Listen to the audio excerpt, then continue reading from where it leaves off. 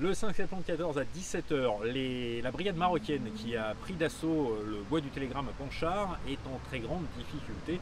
Ils ont perdu beaucoup trop d'hommes, ils ont conquis la colline mais à grand prix et ils doivent faire un mouvement de retraite. Le problème c'est que pour cette retraite il y a un immense champ derrière eux, il faut les protéger. Ça va être le travail du 276e régiment d'infanterie qui, si au départ est dirigé par un capitaine, eh bien, va très vite se retrouver aux ordres d'un lieutenant, puisque le capitaine se fait abattre là où je me trouve, et que ces hommes le laisseront sous les arbres qui se trouvent ici. Et alors à sa place va donc prendre la tête des troupes le lieutenant Charles Péguy.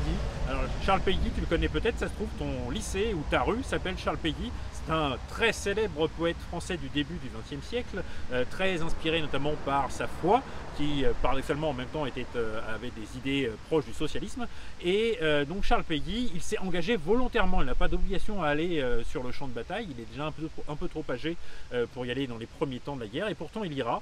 Il a une vraie foi patriotique en son pays et en la guerre, et il va mener ses hommes à partir d'ici. On lance l'assaut à partir d'ici pour protéger les brigades marocaines. Il va tomber un peu plus loin dans les champs, on va aller faire une deuxième vidéo là-dessus, et on va ériger un monument que nous irons voir également, et on a oublié de mettre une croix. Donc en 1936, eh bien, on va rajouter une croix à côté du monument, et cette croix ensuite elle sera déplacée ici. Si tu viens un jour visiter les champs de bataille de la Marne, tu trouveras une table d'orientation qui te permettra de mieux comprendre comment a été disposé cet immense champ de bataille tout plat dont il ne reste pas de traces puisqu'il n'y a pas de tranchées dans les champs de bataille de la Marne.